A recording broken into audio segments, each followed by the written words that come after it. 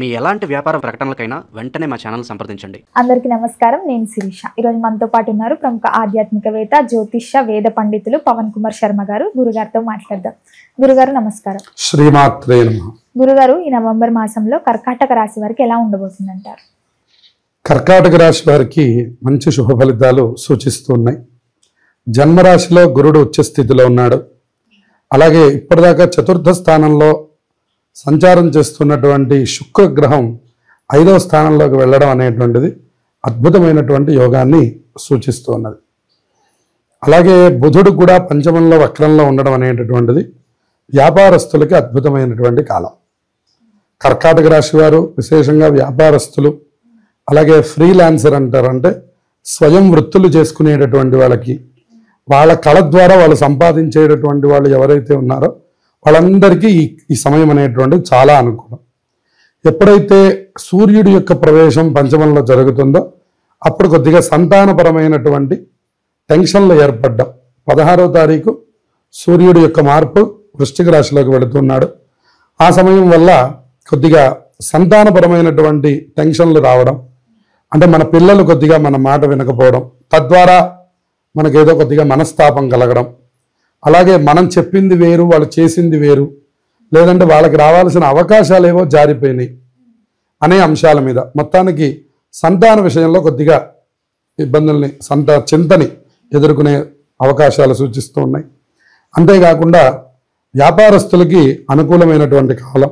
కళారంగాల్లో ఉన్నటువంటి వాళ్ళకు కూడా ప్రథమార్థం 15వ తారీఖు వరకు అనుకూలమైనటువంటి కాలం సూచిస్తూ ఉన్నది. అట్లాగే ఎవరైతే కళారంగాల్లో వాళ్ళకు వాళ్ళు స్వయంగా వాళ్ళ టాలెంట్ని అభివృద్ధి చేసుకునేటటువంటిది, మీడియా రంగం వారు, కళారంగం వారు, సినిమా రంగం వారు, వాళ్ళందరికీ కూడాను ఇది కొద్దిగా అనుకూలమైనటువంటి కాలం. ద్వితీయార్థంలో అంత అవకాశాలు అవి కనిపించట్లేదు, కానీ మొదటి విధానంలో మాత్రం చాలా బాగుంది.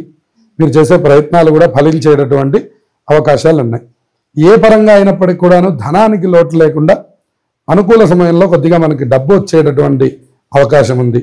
ఎక్కడో మనం దూరంగా ఉన్నటువంటి ప్రాంతాల్లో పెట్టుబడులు పెట్టడం, ఎక్కువ ఆలోచనలు చేయడం, అలాగే దూరంగా పెట్టుబడులు పెడితే భవిష్యత్తుకి పనికొస్తాయనే ఆలోచనలు మనస్సులో మెదలడం లాంటివి వీళ్ళకి కనబడుతూ ఉన్నాయి. అలాగే వీళ్ళకి శని చక్కటి భాగ్యస్థానంలో సంచారం చేయడం వల్ల అనుకూలమైనటువంటి వాతావరణం. డబ్బు పరంగా ఇబ్బంది కనిపించట్లేదు. అలాగే సంఘంలో కీర్తి ప్రతిష్టలు చక్కగా కనబడుతున్నాయి. ఉద్యోగస్తులకు కూడా, లేని వాళ్ళకు కూడా ఉద్యోగం వచ్చే అవకాశాలు చక్కగా కనబడుతూ ఉన్నాయి. అన్ని విధాలా ఈ కర్కాటక రాశి వారికి కొద్దిగా శుభ సమయాన్ని సూచిస్తూ ఉన్నది అని చెప్పాలి మొదటి ప్రథమార్థంలో. ద్వితీయార్థంలో కూడా రవి అనుకూలంగా లేకపోవడం, అంటే ఆరోగ్య సమస్యలు రావడం, ఇటువంటి చిన్న చిన్నవి సమస్యలే తప్ప మిగిలినటువంటి వాతావరణం అంతా అనుకూలంగా ఉండడం. అష్టమంలో రాహు ఉండడం, రవి పంచమ స్థానంలో ఉండడం వల్ల వీళ్ళకి సంతానానికి సంబంధించిన ఇబ్బందులు ఏర్పడుతూ ఉండడం. అలాగే ఎప్పుడైతే అష్టమంలో రాహు ఉన్నాడో దీర్ఘకాలిక సమస్యలు వచ్చేటటువంటి అవకాశం ఉంటుంది. అంటే ఇప్పుడు షుగరు, బీపీ ఇట్లాంటివి ఏంటంటే మనకి చాలా రోజుల నుంచి మనం గమనించలేకపోయినా ఇటువంటి సమయాల్లో బయటపడడం, వాటిని కొంచెం మనం ఇప్పుడే గుర్తించగలగడం అటువంటివి సూచిస్తూ ఉంటాయి. కాబట్టి చక్కటి ఆరోగ్యాన్ని పొందేటటువంటి ప్రయత్నాన్ని చేయాలి. అష్టమంలో రాహుదోషం సూచితమవుతూ ఉన్నది. అలాగే భాగ్యస్థానంలో ఉన్న శని, లగ్నంలో ఉన్న గురుడు ఇద్దరు మంచి శుభ ఫలితాలు, మంచి అవకాశాలు, అలాగే మంచి సంపాదనని అందిస్తూ ఉన్నారు. అన్ని విధాలా వీరికి ఆర్థిక పరంగా అనుకూలంగా ఉంది, కానీ ఆరోగ్యపరంగా మాత్రం మానసికమైనటువంటి పరంగా కొద్దిగా జాగ్రత్తలు తీసుకోవాలి. ముఖ్యంగా గురుగారు, విద్యార్థులకు ఎలా ఉండబోతుందంటారు? విద్యార్థులకి ఇది కొద్దిగా అనుకూలమైనటువంటి కాలమే. పరీక్షల్లో ఉత్తీర్ణతను సాధిస్తారు. అనుకూలమైనటువంటి వాతావరణం కనబడుతూ ఉన్నది. మిగిలిందంతా కూడా సామాన్యంగా సాగిపోతూ ఉంటుంది.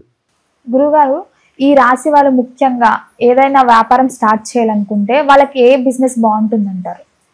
సహజంగా కర్కాటక రాశి అనేటటువంటిది జలరాశికి సంబంధించింది. వీళ్ళకి ఎప్పుడూ కూడా అన్న విక్రయం, అంటే హోటల్స్ బిజినెస్లు కానివ్వండి, అలాగే స్త్రీ సంబంధమైనటువంటి వ్యాపారములు, అలాగే మనకి రత్నములు అంటే ముత్యాలు, పగడాలు, జ్యువెలరీకి సంబంధించినటువంటి వస్తువులు, ఇవన్నీ కూడా వీళ్ళకి ఎప్పుడు ఈ రాశి వారికి అనుకూలంగా ఉంటుంది. మిగిలినటువంటి విషయాలు వాళ్ళ సొంత జాతకాలను అనుసరించి చెప్పవలసి ఉంటుంది. కాబట్టి ఏది ప్రారంభించినా ఇది మాత్రం మంచి సమయం. అష్టమంలో రాహుదోషం మాత్రమే వీళ్ళకి కనబడుతూ ఉంటుంది. ముఖ్యంగా స్త్రీలకు ఎలా ఉండబోతుందంటారు? స్త్రీలకి మరింత అనుకూలమైనటువంటి కాలం. వీళ్ళకి కూడా ఋతుక్రమంలో వచ్చేటటువంటి ఇబ్బందులు, అలాగే మానసికమైనటువంటి చింత ఎక్కువగా తీసుకోవడం, పురుషుల కంటే ఎక్కువ వీళ్ళు సెన్సిటివ్గా ఉండడం వల్ల అన్ని విషయాల్ని కొంచెం ఎక్కువగా తీసుకోవడం, దానివల్ల కొన్ని చోట్ల మనం మాట పడుతూ ఉండడం, అట్లాగే రాహు యొక్క ప్రభావం వల్ల మనకి ఏదో కళ్ళకి సంబంధించినటువంటిది, అలాగే కడుపులో ఇబ్బందులు, ఇవి కూడా సూచిస్తూ ఉంటాయి.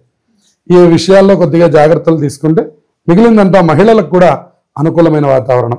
కళారంగానికి సంబంధించిన వాళ్ళకి మరింత వృద్ధి, అంటే అభివృద్ధి కూడా కనబడుతున్నది. ముఖ్యంగా గురుగారు గృహయోగం ఉందంటారా ఈ మాసంలో?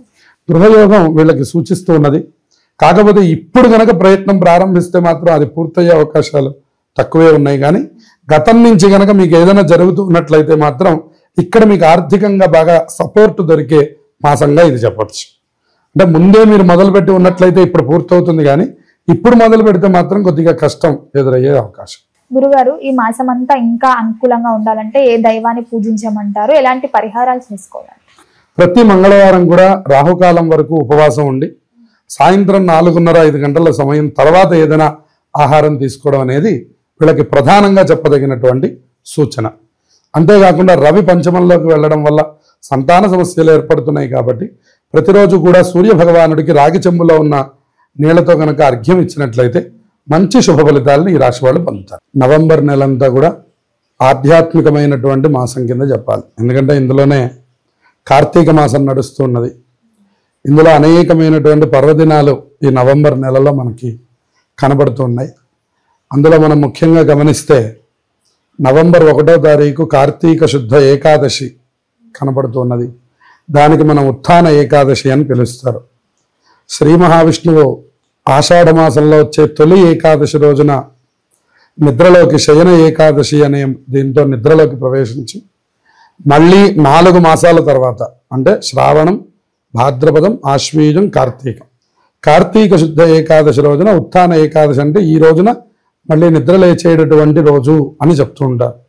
ఈ 4 నెలలను చాతుర్మాస్యలు అని పిలుస్తారనమాట. అందుకని ఆషాఢ శుద్ధ ఏకాదశికి ఎంత ప్రాధాన్యత ఉన్నదో తొలి ఏకాదశి అంటాం మనం.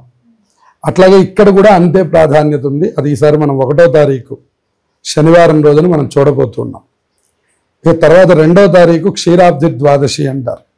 ఆ రోజున అందరూ తులసి పూజ చేయడం, క్షీరాబ్ది శయన వ్రతం అనేటటువంటి వ్రతాన్ని ఆచరించడం, అందరూ తులసి చెట్టు, ఉసిరి చెట్టు పెట్టుకొని అక్కడ 365 ఒత్తులు వెలిగించి ఆ తులసి పూజ చేయడం, తులసి దామోదరులని ఉసిరి చెట్టుకి కళ్యాణం చేస్తూ ఉంటారు. తులసి కళ్యాణము అని. అటువంటి కళ్యాణం చేసేటటువంటి రోజు 2వ తారీఖు మనకు కనపడుతున్నది. ఆ తర్వాత మనకి 5వ తారీఖు పౌర్ణమి కనపడుతున్నది, బుధవారం. 5వ తారీఖున పౌర్ణమాస్య రావడం అనేటువంటిది చాలా విశేషంగా ఈసారి బుధవారం వస్తున్నది. సంఖ్యాపరంగా చూసినా కూడా 5వ తారీఖు చాలా గొప్ప సంఖ్యగా మనకు కనపడుతున్నది. పౌర్ణమి రోజున కూడా చాలా విశేషమైనటువంటి క్రతువులు ఆచరిస్తారు మన వాళ్ళు. తెల్లవారుజామునే స్నానం చేయడం, దేవాలయానికి వెళ్ళడం, దీపాలు వెలిగించుకోవడం, ఆ దీపాలతో పాటు కొన్ని దీపములు దానం చేయడం, దీపదానములు చేస్తూ ఉంటారు. అలాగే దేవాలయంలో శివుడికి అభిషేకం చేస్తూ ఉండడం, అలాగే ఎన్ని వీలైతే అన్ని దీపాలు పెడుతూ ఉండడం, ఉదయం నుంచి సాయంత్రం వరకు ఉపవాసం ఉండడం, సత్యనారాయణ స్వామి వ్రతం చేస్తూ ఉండడం, ఇలా మనకి అనేకమైనటువంటి ఆధ్యాత్మిక కార్యక్రమాలకి కార్తీక పౌర్ణమి అత్యంత విశేషమైనటువంటిది. ఇక సాయంకాలానికి వచ్చేసరికి జ్వాలా తోరణం అని చేస్తారు. శివాలయాల్లో ఒక గడ్డితో వెలిగించినటువంటి ఒక జ్వాల మధ్యలో నుంచి శివపార్వతుల యొక్క ఉత్సవమూర్తుల్ని అటు ఇటు తిప్పుతారు. దాన్ని జ్వాలా తోరణం అంటారు. అది దర్శనం చేస్తే ఒక 10 జన్మలలో చేసిన పాపం పోతుంది అని చెప్తారు. అది కూడా ఈసారి మనకు 5వ తారీఖు మనకు కనపడుతున్నది. ఇక తర్వాత మనకి 8వ తారీఖు సంకష్టహర చతుర్థి ఉన్నది. సంకష్టహర చతుర్థి మనకి ప్రతి నెల వస్తూ ఉంటుంది. కానీ కార్తీక మాసంలో, శ్రావణ మాసంలో, మాఘమాసంలో ఇటువంటి వాటికి ప్రత్యేకతల్ని చెప్పారు. కార్తీక మాసంలో వచ్చేటటువంటి సంకష్టహర చతుర్థి మళ్ళీ 8వ తారీఖు శనివారం రాబోతున్నది. అది కూడా చాలా విశేషమైనటువంటిది. ఎవరెవరైతే ఏలినాటి శనితో బాధపడుతున్నారో వాళ్ళు ఆ రోజున అందరూ ఉపవాసం ఉండి తప్పకుండా గణపతి ఆరాధన చేస్తే వాళ్ళందరికీ శని బాధలు తొలగిపోతాయని చెప్పారు. ఎందుకంటే మనందరికీ తెలిసిన కథ, శని భగవానుడు రోజు వచ్చి ప్రతి దేవతని కూడా ఆయన పీరియడ్ వచ్చినప్పుడు ఆయన తప్పకుండా ఆయన పీడిస్తాడు. అలా శివుడి దగ్గరికి రావడము మనకి తెలుసు. కానీ గణపతి దగ్గరికి వచ్చినప్పుడల్లా ఆయన రేపు రా అంటున్నాడు. ఆయన వచ్చిన ప్రతిసారి రేపు రా అంటున్నాడు. ఆయన ఎన్నిసార్లు చూసినా కూడా రేపు రా అంటున్నాడు అని చెప్పని ఆయన చివరికి వెళ్ళడం మానేసేట శని భగవాన్. అందుకని శని పీడలు ఉన్నటువంటి వాళ్ళకి గణపతి ఆరాధన చాలా విశేషమైనటువంటిది. గురుగారు, మొత్తం మీద నవంబర్ మాసంలో కర్కాటక రాశి వారు ఏ దైవాన్ని పూజించాలి, ఎలాంటి పరిహారాలు చేసుకోవాలో తెలియజేసినందుకు ధన్యవాదాలు. శుభమస్తు.